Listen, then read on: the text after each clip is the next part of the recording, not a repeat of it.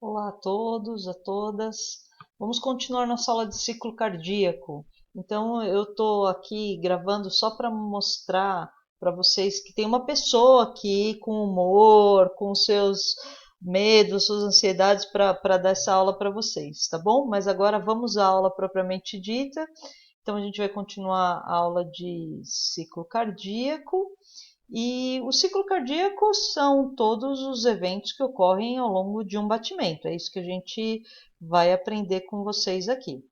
Então, é importante a gente saber que o batimento cardíaco ocorre porque o coração é um músculo, o miocárdio são células musculares, que tem sarcômero, que tem actina miosina, que precisam receber cálcio para ativar esse sistema de contração entre actina e miosina, e que esse sinal para que o cálcio entre na célula e que o cálcio seja parte dele liberado na célula e comece uma contração muscular, ele vem através de sinais elétricos. Então, eu estou entendendo que vocês já tiveram aula de atividade elétrica cardíaca.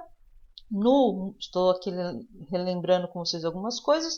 No músculo cardíaco, no átrio direito do coração, existe um conjunto de células que não são células contráteis, são células que a gente chama de células autoexcitáveis, porque elas geram potenciais de ação de forma rítmica.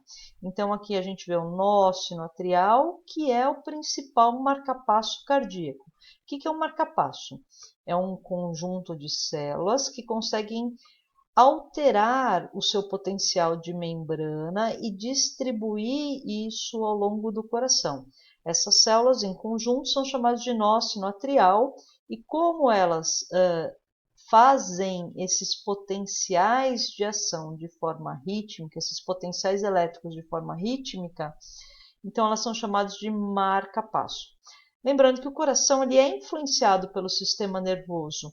O sistema nervoso pode aumentar a frequência desse marca-passo, diminuir a frequência desse marca-passo, mas o marca-passo ele que dá o ritmo básico do coração. Então, para que as células contráteis cardíacas contraiam, é necessário receber estímulo. Esse estímulo vem de conjunto de células do próprio coração, que são células marca-passo, e o principal marca-passo é o nó sinoatrial, que fica no átrio direito. Então, esse amarelinho aqui, esse redondinho amarelinho, é um esquema mostrando a presença do nó sinoatrial, que vai então fazer os seus potenciais, vai despolarizar, repolarizar. Isso vai ser distribuído primeiro para os dois átrios, o átrio direito e o átrio esquerdo, por feixes internodais, e essa alteração do potencial elétrico chega a outro conjunto de células também autoexcitáveis, que são as células do nó atrioventricular. Essas células, o nó atrioventricular, ele tem fibras que são mais resistentes e fazem um pequeno retardo da passagem do potencial, que vem do nó sinoatrial, que vem então dos átrios, chega até o nó atrioventricular e vai ser distribuída para os ventrículos. Então, o potencial chega, sofre um pequeno retardo e passa então a ser distribuída por células especializadas em conduzir potenciais elétricos, que formam os feixes de His, ramo esquerdo e ramo direito, e as fibras de Purkinje, que distribuem então para as células contráteis propriamente dita, que são as células do miocárdio, que são essas daqui, ok? Então, primeiro precisa despolarizar a membrana para depois as células contráteis conseguirem contrair, ok? Então, aqui está lembrando isso.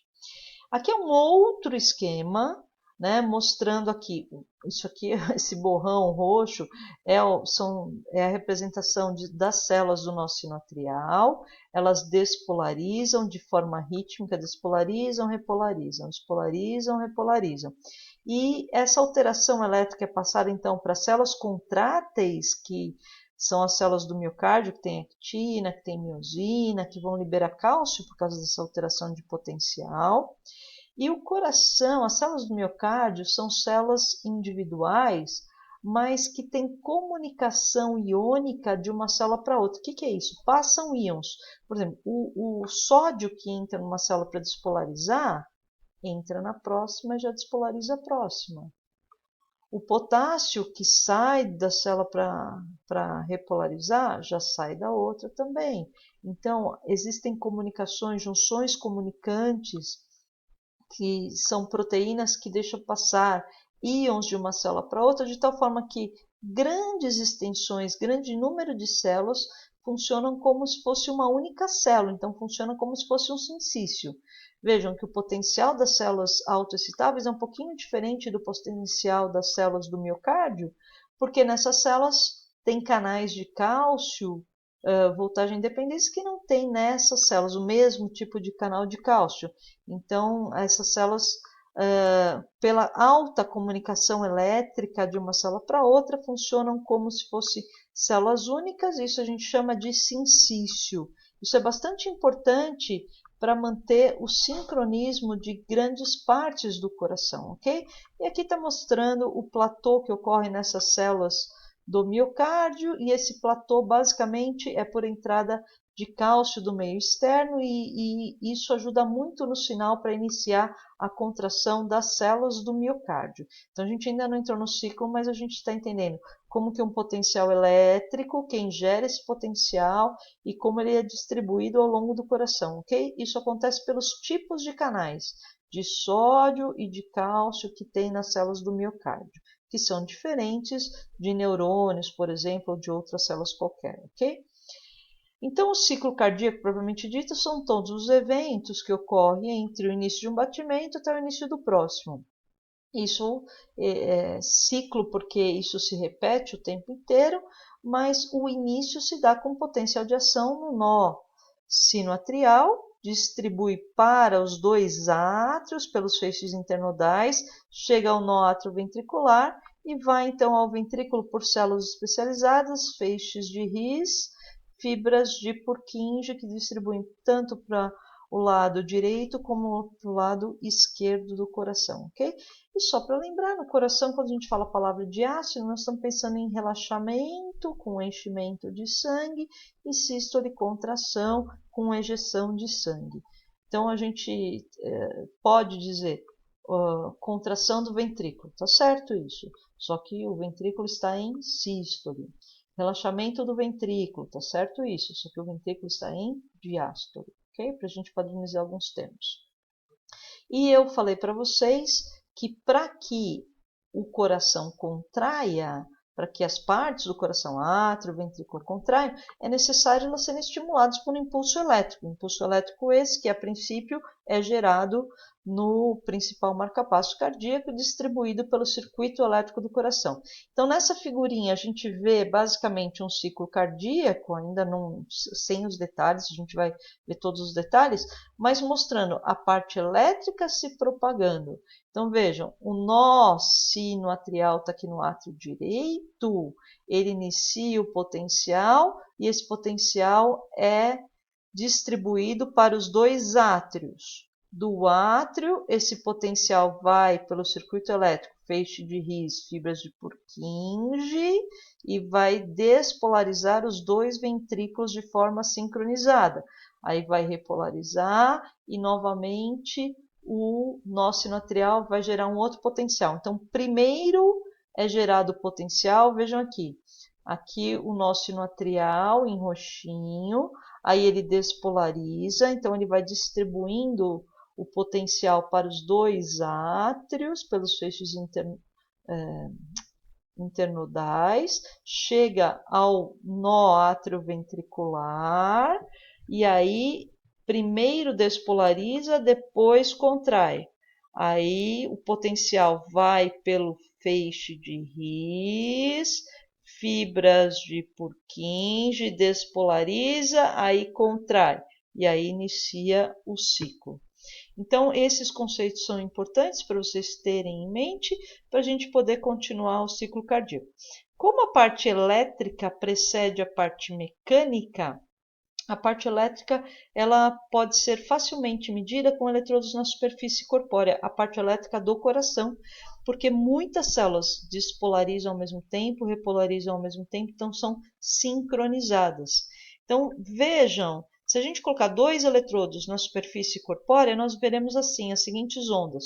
Quando os átrios despolarizam, nós vemos uma pequena deflexão positiva no traçado de eletrocardiograma, chamada de onda P, que seria essa aqui, ó.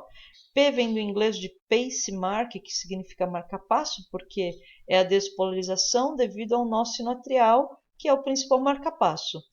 E essa pequena deflexão da P, a gente pode pensar que é a primeira onda, eu penso assim para gravar, mas não é, né? De pace mark, de marca-passo. Mas primeiro, ó, despolariza, já voltou a linha de base, aí os átrios estão contraindo.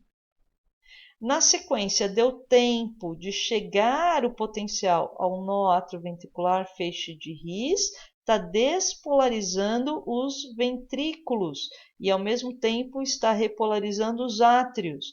A despolarização do ventricular junto com a repolarização atrial, mas muito mais o sinal da despolarização ventricular, gera um complexo de 3 ondas. Esse biquinho é onda Q, essa subida é onda R e essa descida é onda S. Elas sempre acontecem juntos. Então chamam complexo QRS, que a gente vê aqui, ó, complexo Q, esse biquinho, RS. Essa sequência de 3 ondas, complexo QRS, acontece devido à despolarização ventricular e é muito mais intensa do que a onda P, porque o ventrículo é muito maior, gera um sinal elétrico maior do que o átrio. A repolarização atrial, embora ela aconteça junto, ela não tem um registro, porque é como se fosse assim, uma marola vindo junto com um tsunami. O tsunami encobre essa onda, então não há registro elétrico da repolarização atrial, mas ela está acontecendo junto com a despolarização ventricular, que é o complexo QRS. Primeiro despolarizam os ventrículos, depois eles contraem. A contração é logo na sequência, e aí a atividade elétrica já voltou à linha de base. E, finalmente, vai ocorrer a repolarização ventricular. A repolarização ventricular gera uma terceira onda, que é a onda T, né? Depois do complexo QRS, então a gente fala onda P, complexo QRS e a onda T. A onda T ela ocorre devido à repolarização ventricular. Cada ciclo cardíaco vai ser precedido desse sinal elétrico, onda P, QRS, T. E é importante, antes da gente ver todos os detalhes do ciclo, que vai ficar para a próxima aula, é importante a gente entender que o ventrículo ele é bem maior que o átrio. Então, o fato do átrio contrair e empurrar o sangue para o ventrículo completa o enchimento do ventrículo, mas não é ele que faz o enchimento. Porque para o ventrículo se encher só com o sangue do átrio, que o átrio empurra na sua contração, teriam que ser várias contrações atriais para um enchimento ventricular. Então, não é assim. A contração, a sístole atrial, é importante para completar o enchimento do ventrículo, mas a gente vai ver que o ventrículo se enche durante a diástole ventricular por uma diferença de pressão, ok? Então, vimos a segunda parte da aula e iremos iniciar, então, no próximo vídeo, a terceira e eu acho que vai dar para terminar a parte final da aula.